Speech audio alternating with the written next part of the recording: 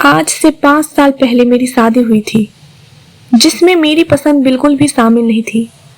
मेरा दिल उस समय बहुत उदास था, क्योंकि मैंने सुन रखा था कि मेरी पत्नी सांवले रंग की है और मैं तो खूबसूरती पर मरने वाला था। मुझे खूबसूरत लड़कियां भाया करती थी।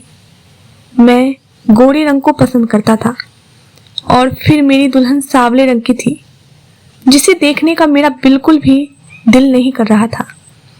मैंने अपनी माँ से शिकायत की कि मेरी शादी एक काली लड़की से क्यों करवा रही हो। तो माँ ने मुझसे कहा था कि देखो संजय, तुम परदेश में नौकरी करते हो, शादी के बाद वापस चले जाओगे। मैं बहुत सिर्फ इसलिए ला रही हूँ ताकि वह मेरे घर के काम कर सके। तुम जानते हो नौकरानियां आजकल कितनी महंगी हो गई है। तुम खुद सोचो, अगर मैं कोई खूबसूरत लड़की लाऊंगी तो फिर वह क्या मेरे घर के काम करेगी? तुम उसे यहाँ पर छोड़कर जाना, वह घर की सफाई करेगी, बर्तन धोएगी, खाना पकाएगी, कपड़े धोएगी, घर का सारा काम करेगी। घर की पूरी जिम्मेदारी उसके सर डाल दूंगी। और रही तुम्हारी बात, तो तुम वहां परदेश में जाकर किसी गोरी लड़की से शादी कर लेना। मेरी तरफ से खुली छूट है तुम्हें। मुझे मेरी माँ की यह बात बिल्कुल सही लगी। मैंने कहा, लेकिन माँ, मैंने सुना है कि वह लड़की पढ़ी लिखी है, एमए पास है, तो क्या वह आपके घर में काम करेगी? मैंने अपनी माँ से पूछा तो उन्होंने कहा, हाँ मैं करवाऊंगी ना, बस तुम जाओ अमेरिका और वहां जाकर शादी कर लेना। यहाँ का मामला मुझ पर छोड़ दो। मैंने सोचा, मेरी माँ सही कह रही है, मैं तो परदेश चला जाऊंगा। ठीक है, वह पीछे से मेरी माँ का सहारा बनेगी। मुझे मेरी माँ ने परदेश में शादी करने की भी अनुमति दे दी थी, इसलिए मैं खुश हो गया था। शादी की रात मेरा बिल्कुल भी दिल नहीं कर रहा था कि मैं अपनी दुल्हन का चेहरा देखूं। फिर भी मैंने घूंघट उठाया तो फिर एक सांवली सी और हड्डियों का ढांचा लड़की मेरे सामने बैठी थी। मेरे अंदर करवाहट भर गई। मैंने उससे कोई बात नहीं की और सो गया। और सुबह मुझे वापस परदेश जाना था। मैं अमेरिका में काम करता था, वही मेरी जॉब थी। शादी की अगली सुबह मेरी फ्लाइट थी और मैं वापस अमेरिका चला गया। यहाँ आकर मैंने शादी का फैसला किया, लेकिन मुझे कोई लड़की नहीं मिल रही थी, क्योंकि मैं खुद भी एक सांवला सा इंसान था। मर्द चाहे कितना भी सांवला हो, उसे पत्नी गोरी ही चाहिए। लगभग 2 साल मुझे रिश्ता ढूंढने में लग गए। बात चलती और फिर खत्म हो जाती। जो रिश्ता तय होता उसकी अजीब ही शर्तें होती थी। सबसे पहले तो यही शर्त होती कि मैं अपनी सारी कमाई अपनी पत्नी को दूंगा और अपने माँ के पास इंडिया भी नहीं भेजूंगा।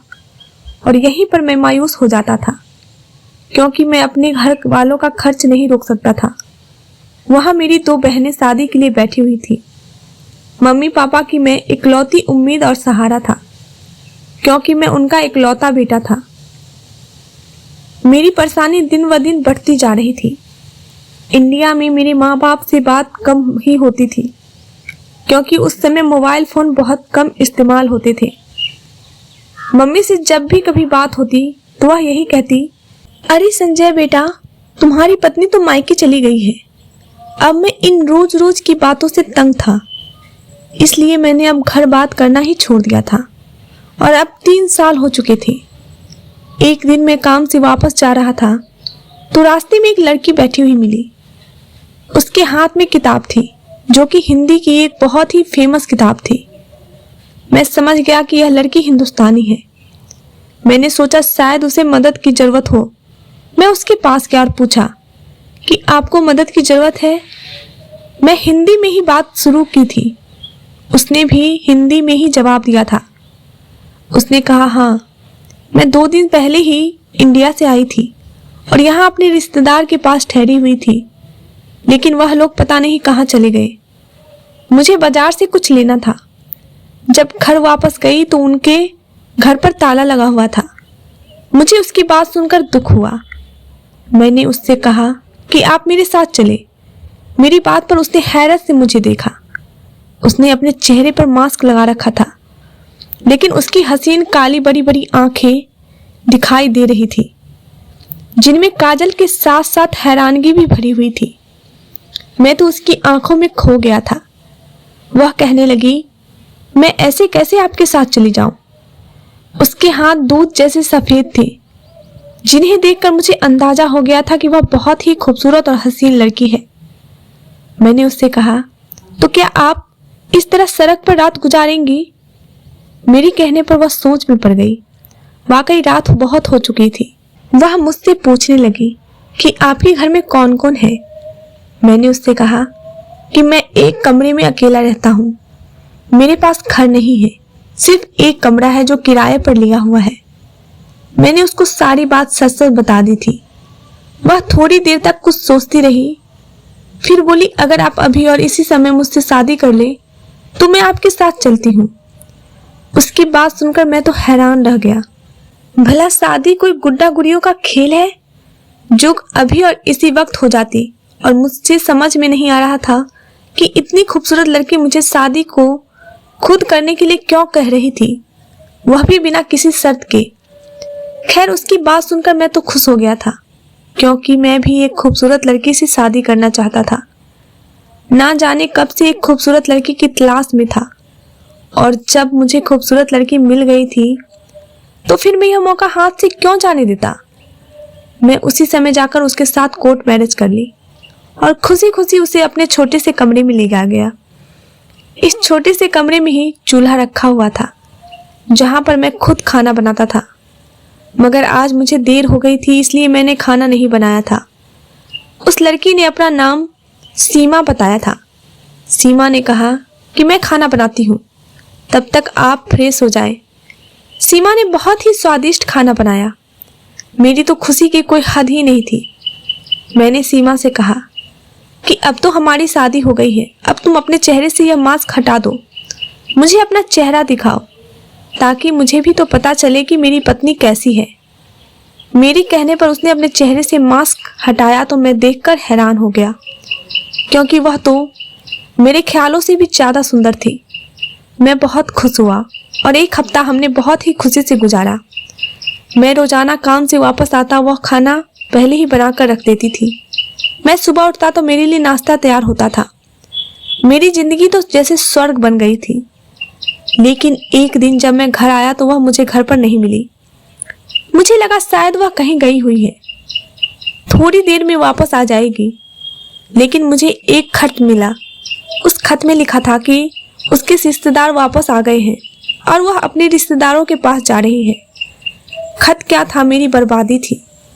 खत को पढ़कर मेरे सर पर आसमान गिर गया था। पैरों तले से जमीन फिसल गई थी। मेरे पास तो उसका कोई पता भी नहीं था।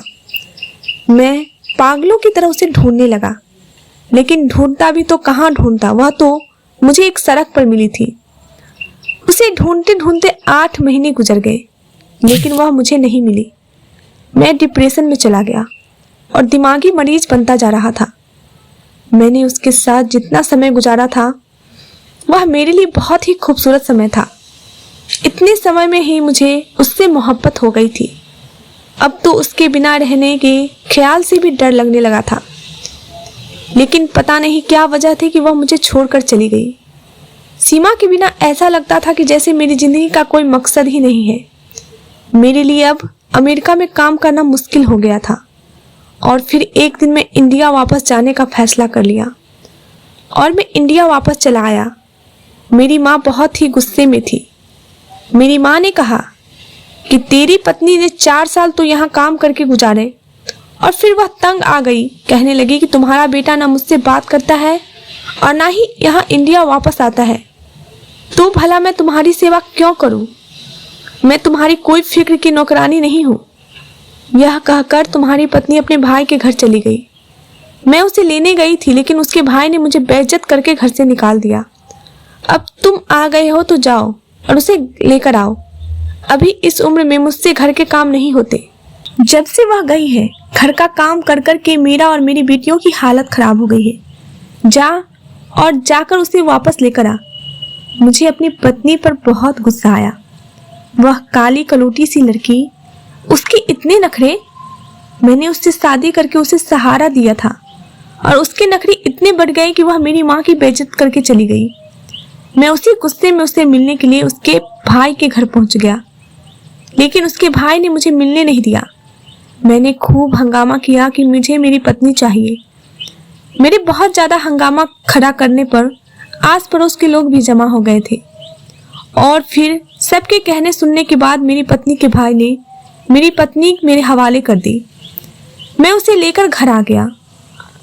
उस समय तो मैं ज़्यादा ध्यान नहीं दिया, लेकिन जैसे ही घर में दाखिल हुआ तो मेरी माँ की चीख निकल गई मेरी पत्नी को देखकर। अब मैंने भी अपनी पत्नी की तरफ गौर से देखा तो मेरा भी सर चकरा गया। मेरी पत्नी का पेट तो बढ़ा हुआ था, जैसे कि उसके पेट में 9 महीने का बच्चा हो। मेरी माँ ने खूब हंगामा किया और कहा, यह तो चरित्रहीन लड़की है, अब यह मेरे घर में नहीं रह सकती। पता नहीं किसका पाप अपनी कोख में पाल रही है। मेरा बेटा तो यहाँ 5 साल से नहीं था। मैं भी देखा, मैं हैरान था कि वह प्रेग्नेंट है। मैं भी उस पर चीखना चिल्लाना शुरू कर दिया और उसे बदकिरदार चरित्रहीन कहकर घर से निकालना चाहा और उसका हाथ पकड़कर उसे खींचकर घर से बाहर निकालने भी लगा तो वह मेरे कदमों में बैठ गई। बोली, संजय, मैं कसम खाकर कहती हूँ यह बच्चा आपका है। अगर आपको मेरी बात पर विश्वास नहीं हो तो बच्चा पैदा होने के बाद डीएनए टेस्ट करवा लेना। डॉक्टर ने कुछ दिन बाद ही मुझे डिलीवरी की डेट बताई है। मुझे डिलीवरी तक का समय दे दो, दूध का दूध और पानी का पानी हो जाएगा। मैंने कहा, इसमें दूध का दूध और पानी का पानी होने की क्या बात है? जब मैं 5 साल से यहाँ नहीं था तो तुम भला मेरे बच्चे की माँ कैसे बन सकती हो? यह तो साफ है कि तुम्हारे पेट में पलने वाला बच्चा नाजायज है। यह मेरा बच्चा नहीं है। मेरी माँ भी मेरी हाँ में हाँ मिला रही थी, लेकिन मेरी पत्नी रो रो कर मुझसे थोड़ा सा समय मांग रही थी, जिस पर मेरी माँ ने कहा, चलो ठीक है, इसे थोड़ा सा समय दे दो। मैंने अपनी माँ से कहा कि माँ, यह कैसे हो सकता है?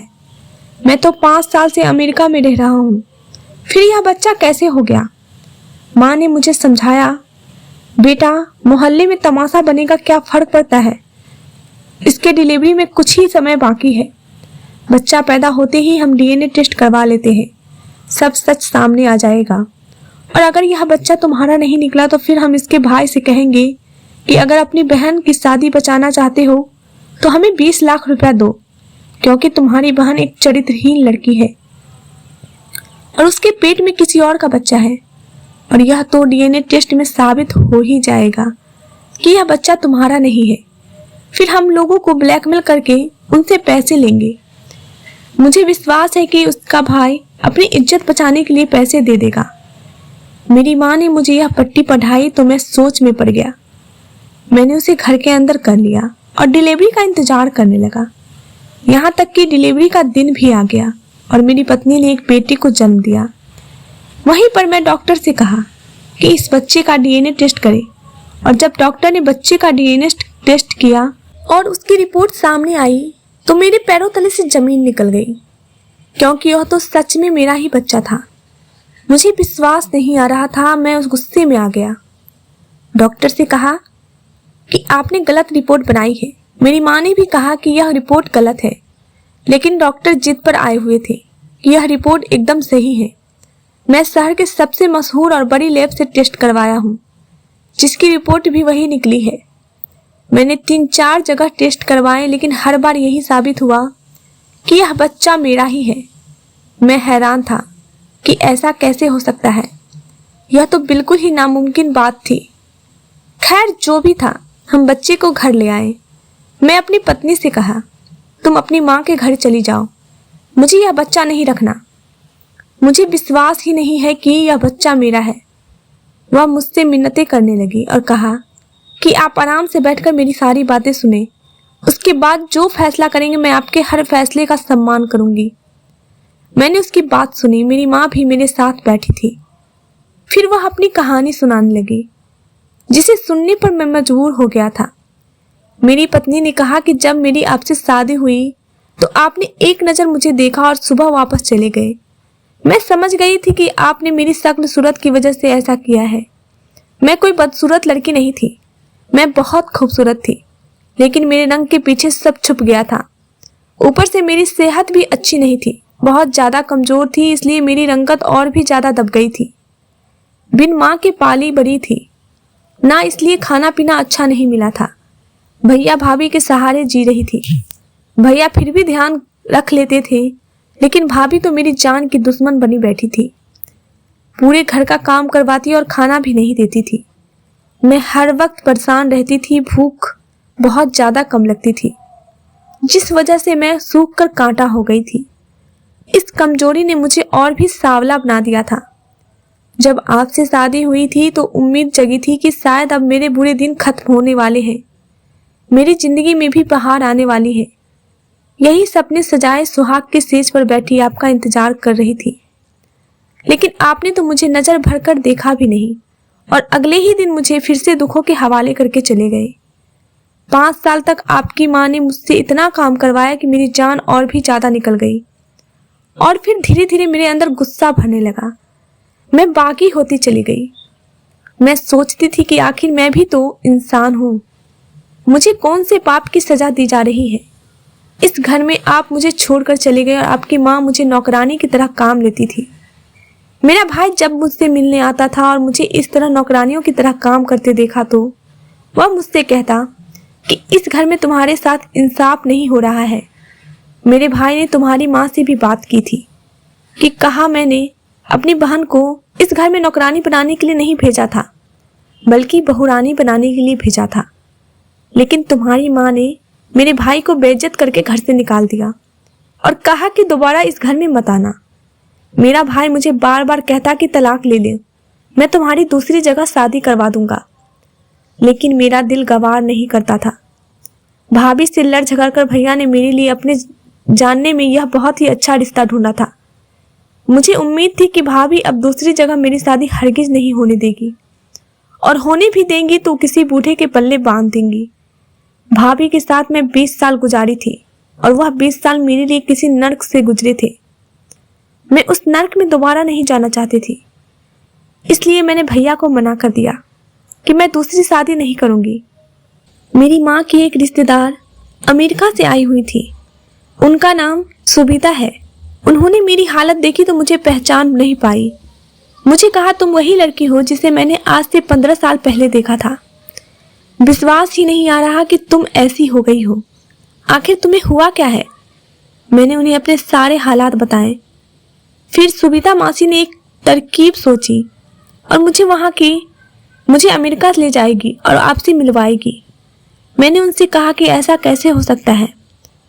उन्होंने तो मेरी शक्ल देखना भी गवारा नहीं किया, तो अब कैसे मुझे स्वीकार करेंगे?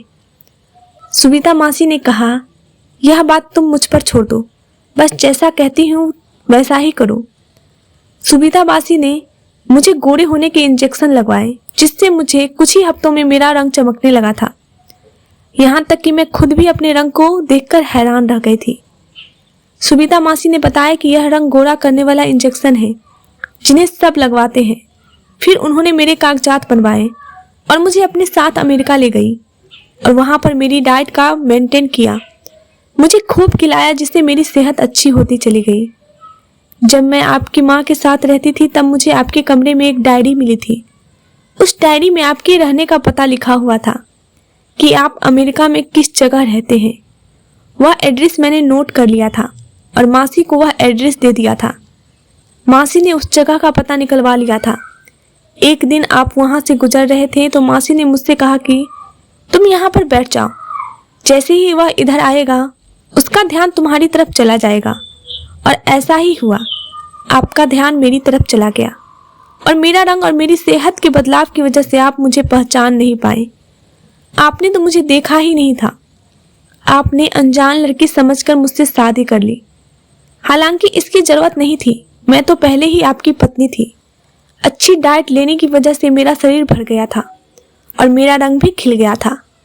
लेकिन मेरा रंग सिर्फ कुछ समय के लिए था, क्योंकि इंजेक्शन लगने से रंग गोरा हुआ था।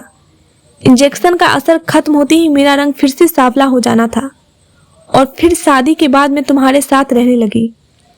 लेकिन इंजेक्शन का असर खत्म होते ही मेरा रंग फिर से सांवला होना शुरू हो गया था, तो मैं वहां से निकल आई। मेरा वीजा भी पूरा हो गया था। 21 दिन का मेरा वीजा था और फिर मैं वापस चली आई। इंडिया आकर मुझे मालूम हुआ कि मैं प्रेग्नेंट हूँ। मेरे घर वालों ने कहा कि तुम हिम्मत से काम लो और यहीं पर रहो, सारी हकीकत हम तुम्हारे पति को बता देंगे।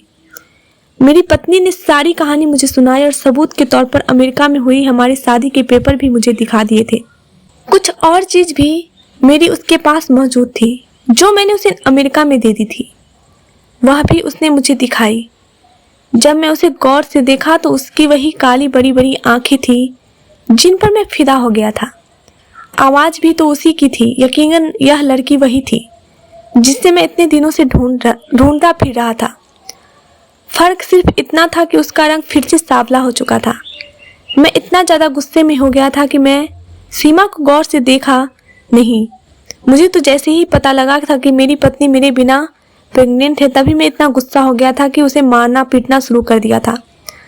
अगर मैं पहले ही उस पर ध्यान देता तो शायद मुझे पता चल जाता कि यह तो मेरी ही सीमा है जिससे मैं अमेरिका में शादी की थी। अब मुझे विश्वास हो गया था कि यह बच्चा मेरा ही है।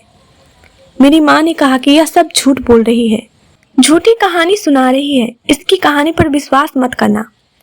मैं फौरन अपनी माँ को हाथ उठाकर कुछ भी बोलने से रोक दिया। मैंने कहा, नहीं माँ, यह झूठ नहीं बोल रही, यह सच बोल रही है। यह वही लड़की है जिससे मैंने शादी की थी और यह बच्चा मेरा ही है, मैंने कहा।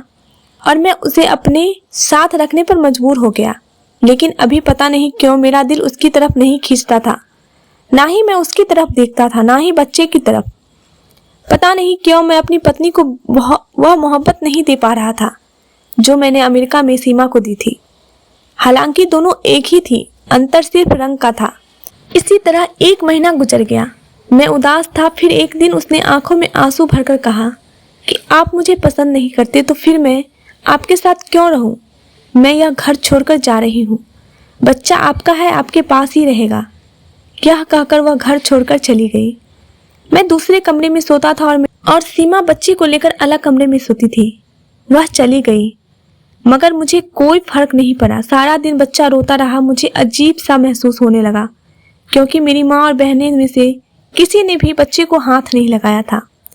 यहाँ तक कि रात हो गई और बच्चा भूखा पड़ा था। मैं भी सोने के लिए लेट गया, लेकिन बच्चों की रोने की आवाज़ सुनकर मैं बेचैन हो रहा था। मुझे नींद नहीं आ रही थी। मैं उसकी आवाज़ को नज़रअंदाज करने की पूरी कोशिश कर रहा था, लेकिन कर नहीं पा रहा था।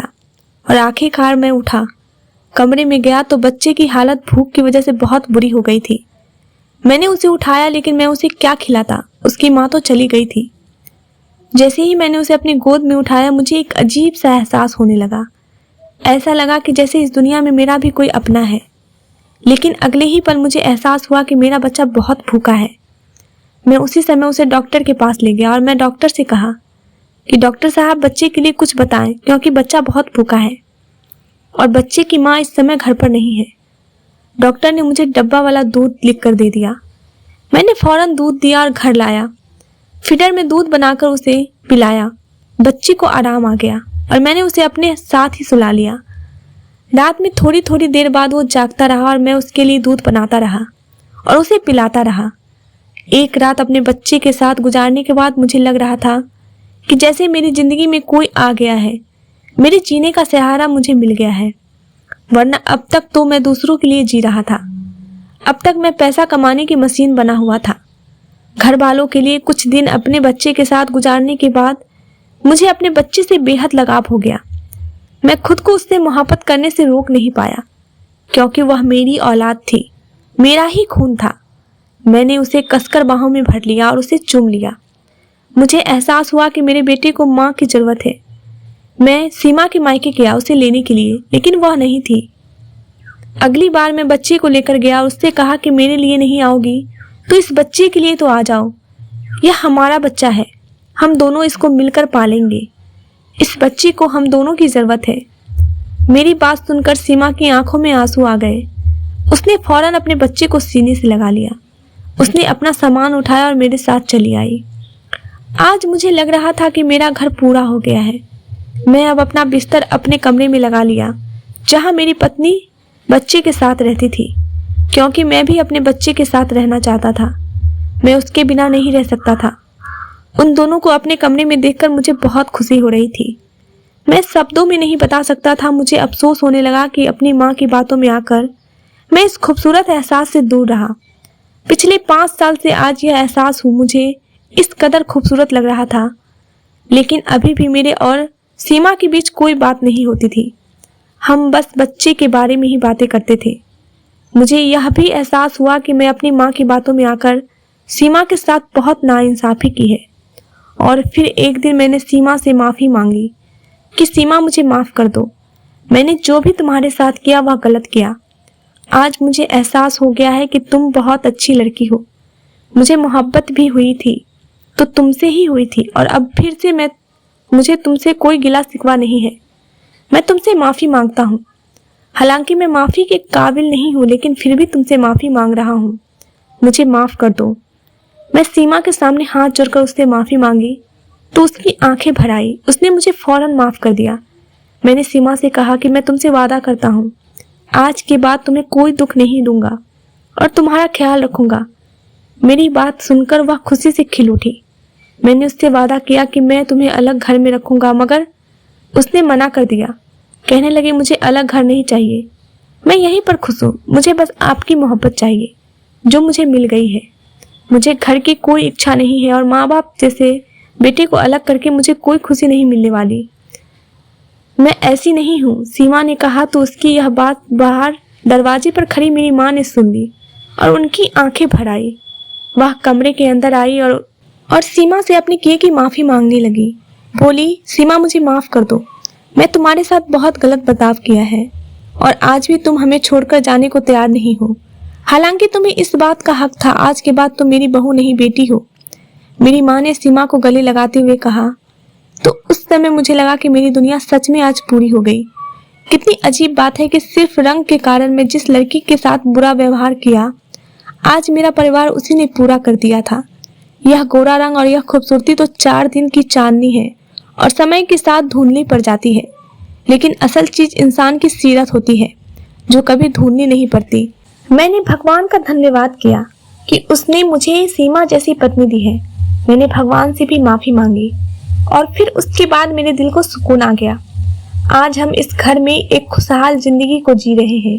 धन्यवाद दोस्तों। आप लोगों को हमारी कहानी अच्छी लगी तो वीडियो को लाइक करो, चैनल पर नए तो चैनल को सब्सक्राइब करें और हाँ, नोटिफिकेशन बेल को जरूर दबाएं ताकि अगली अपडेट सबसे पहले आपको मिले। धन्यवाद दोस्तों।